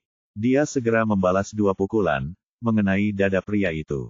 Pada akhirnya, pihak lain terlempar ke belakang. Dia tidak hanya terlempar keluar dari arena, tetapi juga menabrak kerumunan, menyebabkan keributan. Saat kekacauan berakhir, orang itu sudah muntah darah dan tidak bisa bangun lagi. Hanya seorang pria kulit hitam pendek yang tersisa di lapangan. Ketika dia melihat tindakan brutal Zhao Yu, dia kehilangan keinginannya untuk bertarung, dan bahkan tidak memiliki keberanian untuk bergegas. Zhao Yu mengabaikannya, tetapi berjalan perlahan ke arah pria dengan kaki patah dan menendangnya, membuatnya pingsan. Ah! Melihat kekuatan yang mengerikan itu, si pria pendek itu tidak lagi tega untuk terus bertarung. Dia segera berlutut di tanah dan membanting lantai, menandakan kekalahannya. Bab 1679, Kekacauan di Penjara 8. Efek palu itu terlalu berlebihan, dan hanya ada satu yang tersisa di bilah perangkat, jadi Zhao Yu tentu saja tidak ingin menggunakannya. Karena itu, dia hanya menggunakan penambah energi biasa untuk menghabisi kelima lawannya. Sejujurnya, dengan kemampuan Zhao Yu saat ini, bahkan jika dia tidak menggunakan alat peraga apapun, dia mungkin tidak akan dikalahkan oleh serangan gabungan dari kelima orang ini. Meskipun mereka kuat, mereka hanyalah petarung setengah matang, dan kemampuan mereka jauh dari para ahli yang pernah bertemu Zhao Yu. Zhao Yu bahkan tidak takut pada pasukan khusus atau agen rahasia, jadi berurusan dengan mereka tentu saja mudah. Namun, Zhao Yu tahu bahwa perjalanannya ke penjara baru saja dimulai, jadi dia tidak ingin membuang terlalu banyak energi. Selain itu, dia belum makan banyak selama 2 hari terakhir, jadi dia merasa sedikit lelah. Itulah sebabnya dia menggunakan penguat energi untuk mengakhiri pertempuran dengan cepat. Setelah Zhao Yu menang, kerumunan menjadi gempar lagi. Para sipir penjara yang telah memasang taruhan merobek tiket di tangan mereka, menggertakkan gigi dan menghentakkan kaki karena marah. Banyak dari mereka yang mengira telah menang dan bahkan mempertaruhkan gaji sebulan. Tentu saja, kebanyakan dari mereka memandang Zhao Yu seolah-olah dia adalah monster. Ini karena Zhao Yu tidak mengandalkan gaya bertarungnya yang menawan atau keterampilan bertarung yang cemerlang untuk menang, melainkan, ia mengandalkan kekuatannya yang dahsyat untuk bertarung melawan 5 orang. Meskipun lawannya telah dipukuli habis-habisan, Zhao Yu juga telah menerima banyak pukulan. Jika itu adalah orang biasa, dia pasti sudah tergeletak di tanah, tidak bisa bangun. Namun Zhao Yu tidak terluka, seolah-olah tidak terjadi apa-apa. Dia bahkan sempat mengepalkan tinjunya ke arah penonton. Mungkinkah bahwa ini adalah perisai lonceng emas dan pakaian dalam besi yang legendaris? Pada saat ini, orang yang bertanggung jawab, Jabar, juga sedikit tercengang. Dia telah menyaksikan begitu banyak pertandingan gulat, tetapi dia belum pernah melihat orang yang bisa bertarung 1 lawan 5, dan menang dengan mudah. Kelima orang yang dipilihnya semuanya untuk pertandingan terakhir hari itu, tetapi dia tidak menyangka bahwa Zhao Yu akan mengalahkan mereka begitu cepat. Ini, untuk sesaat, dia tidak tahu bagaimana mengakhiri ini. Dia segera mengalihkan pandangannya ke Lord Warden di lantai 2. Pada saat itu, kepala sipir menatap Zhao Yu dengan wajah tanpa ekspresi. Zhao Yu tidak tahu apakah dia gembira, terkejut, atau marah. Kepala sipir menatap Zhao Yu lama sekali, lalu mengangguk ke arah Jabar. Ia lalu memimpin anak buahnya dan meninggalkan tribun. Jabar tidak punya pilihan lain selain membuat rekaman bagus untuk Zhao Yu dan memberinya bonus $20. Menurut aturan, pemenang pertarungan bawah tanah bisa mendapatkan $10 sebagai hadiah. Meskipun Zhao Yu telah mengalahkan begitu banyak orang, itu hanya berdasarkan pada 2 kemenangannya. Namun, meskipun $20 tidak berarti apa-apa di tempat lain, itu adalah jumlah uang yang sangat besar di penjara gurun yang sederhana ini. Uang itu dapat digunakan untuk membeli banyak barang. Tentu saja, dibandingkan dengan uang, Zhao Yu lebih peduli tentang apakah dia bisa memasuki wilayah surgawi. Karena sipir sudah berbicara, Jabar tentu saja tidak berani mempersulit Zhao Yu. Setelah pendaftaran selesai, dia segera mengirim seseorang untuk mengawal Zhao Yu ke area Istana Surgawi untuk menjalani prosedur pendaftaran. Karena mereka telah menyaksikan penampilan Zhao Yu yang luar biasa, kedua penjaga penjara itu tidak berani lalai. Mereka membawa Zhao Yu langsung melewati lapisan penjaga dan menuju ke area surga. Zhao Yu dengan cermat mengamati lingkungan penjara, diam-diam mengingat rutenya. Akhirnya, setelah berjalan sekitar 5 atau 6 menit, mereka memasuki gedung 2 lantai yang dijaga ketat. Itu adalah gedung yang sama tempat Zhao Yu melihat Miao Kun berada. Hebat sekali. Zhao Yu tak kuasa menahan rasa gembiranya. Ia akhirnya semakin dekat dengan ayah mertuanya.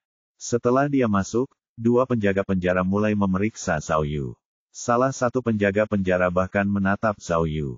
Zhao Yu mengerti bahwa sipir penjara ingin dia mengeluarkan sejumlah uang, sehingga dia bisa mengatur agar dia bisa tinggal di kamar yang relatif bagus.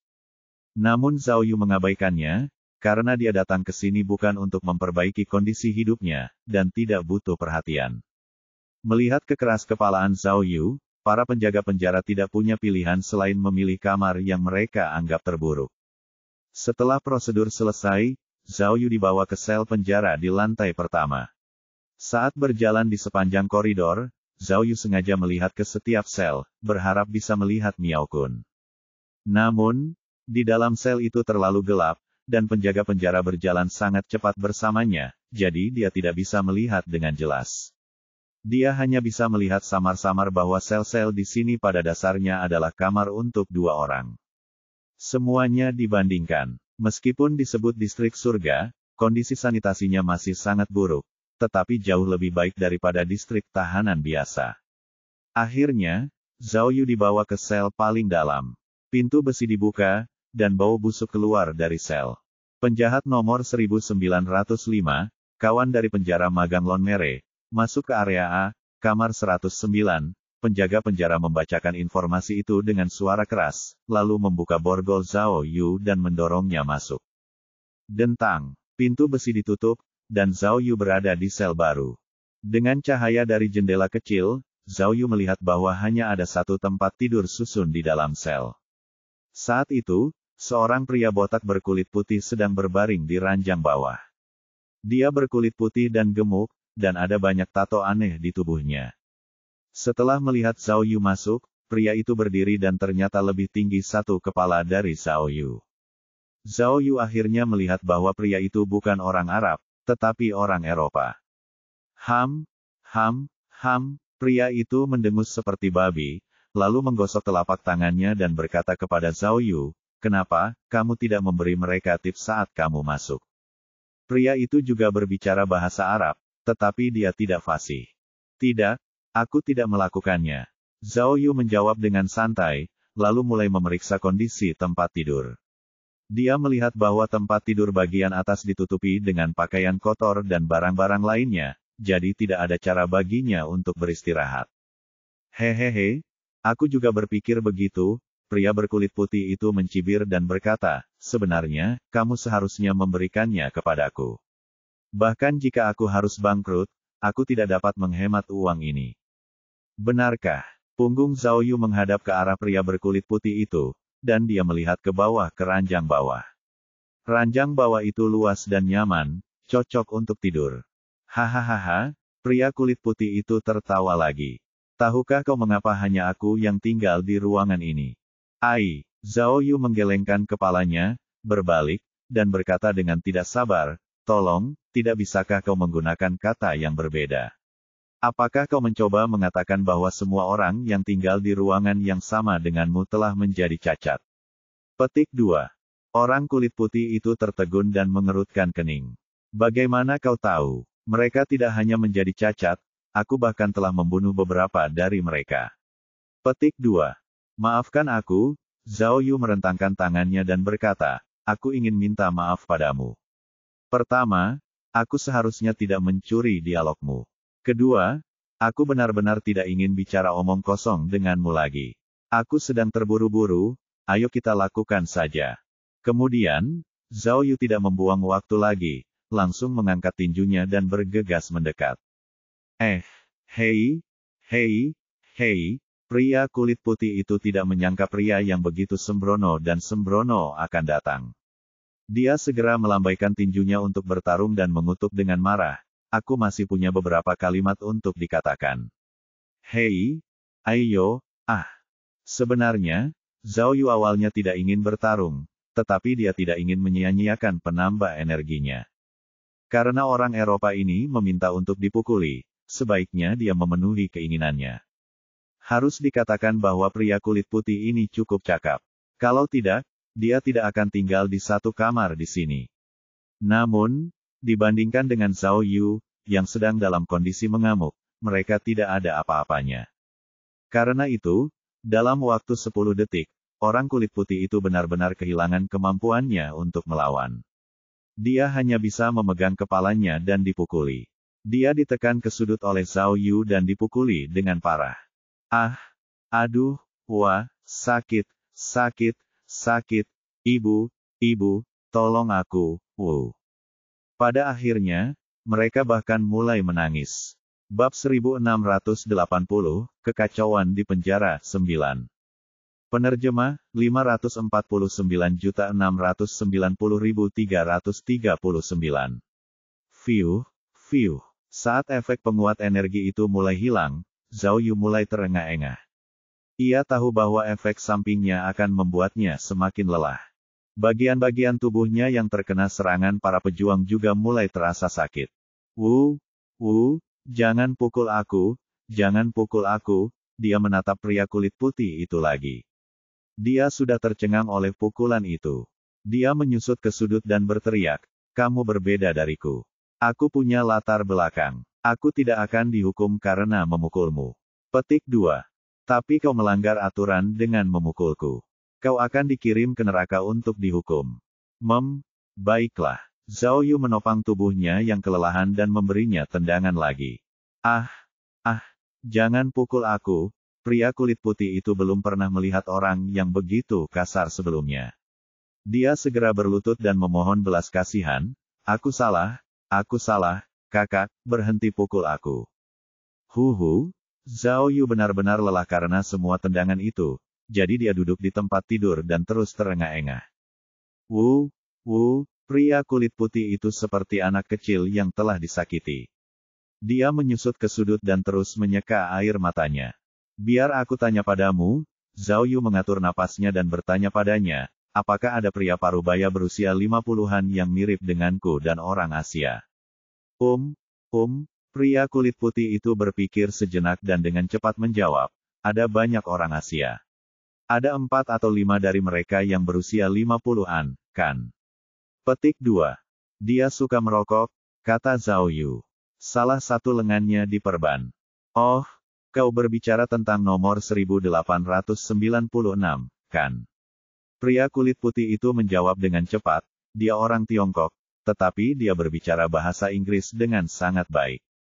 Dia mengatakan bahwa nama keluarganya adalah Miao.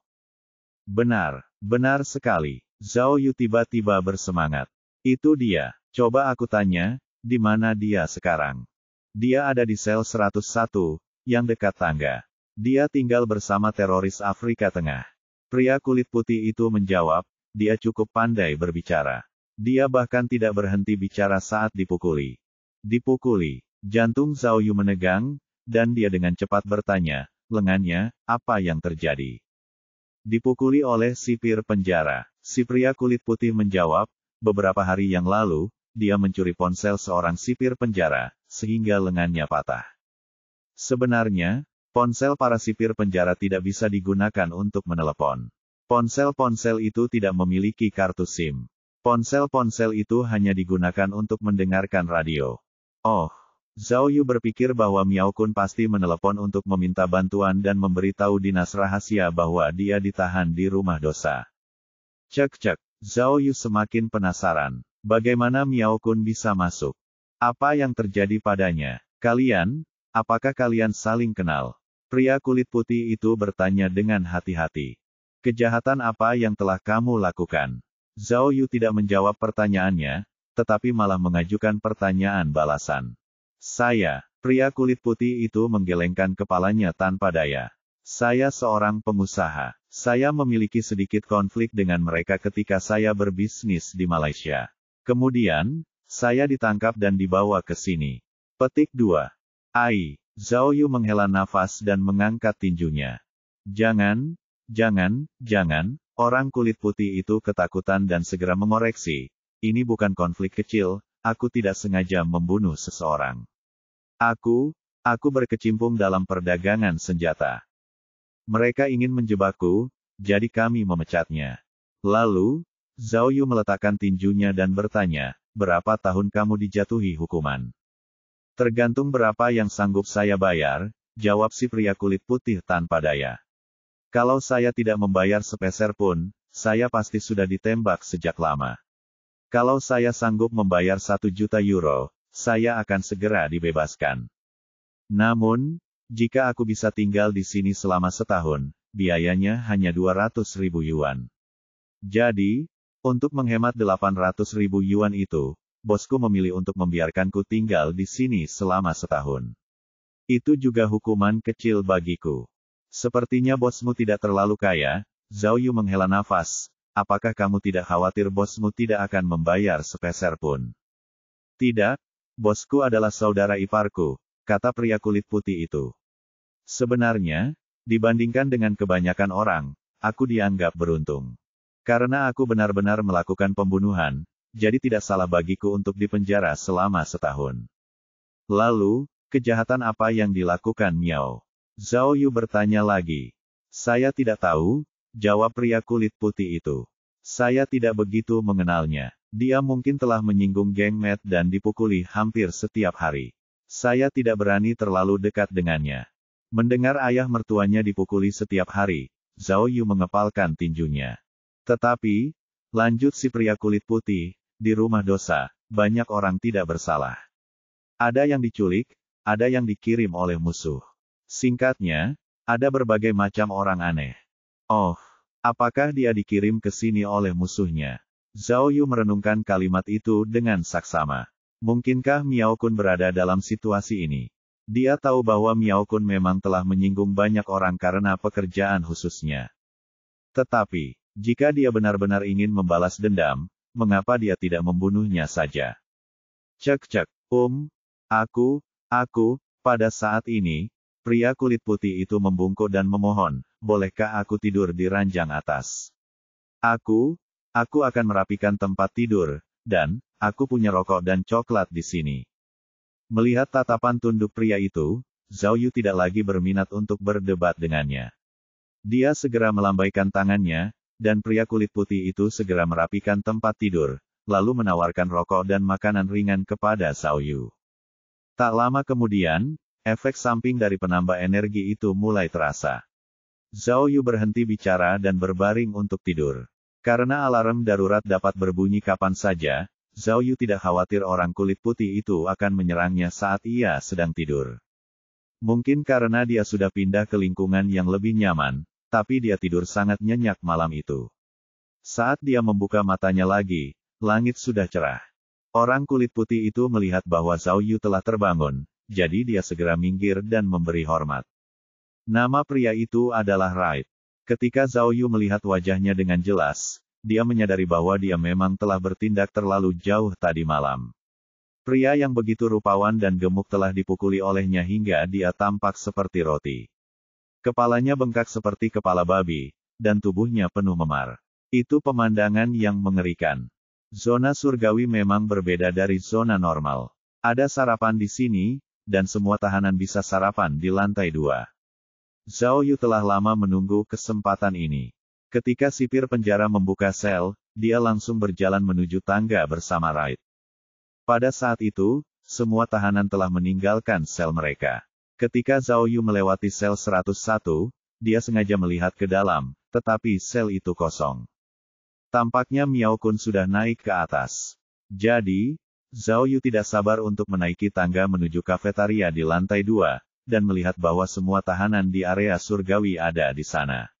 Sekilas, Ada sekitar 70 hingga 80 orang. Miao Kun, Miao Kun, Miao Kun. Zhao Yu tidak mengantre untuk mengambil piringnya, tetapi mengikuti kerumunan untuk mencari ayah mertuanya. Dia segera menemukan bahwa sebagian besar tahanan di sini adalah orang asing, termasuk orang Eropa dan Asia. Namun, setelah mencari-cari, Zhao Yu tidak dapat menemukan Miao Kun dimanapun. Kali ini, dia tidak bisa menahan rasa paniknya. Dia sudah berusaha keras mengejar mereka ke sini, dan jika dia menemukan orang yang salah, dia akan benar-benar menjadi bahan tertawaan. Tidak, tunggu dulu. Tiba-tiba dia teringat bahwa Wright pernah menyebutkan bahwa ada seorang tahanan Cina bermarga Miao. Orang itu pasti Miao Kun. Kemudian, Zhao Yu segera pergi mencari Wright. Namun, saat dia berbalik, Wright mendatangi Zhao Yu bersama seorang pria Arab dan berkata, orang ini adalah teman sekamar Miao. Dia mengatakan bahwa Miao tiba-tiba jatuh sakit tadi malam dan dikirim ke rumah sakit.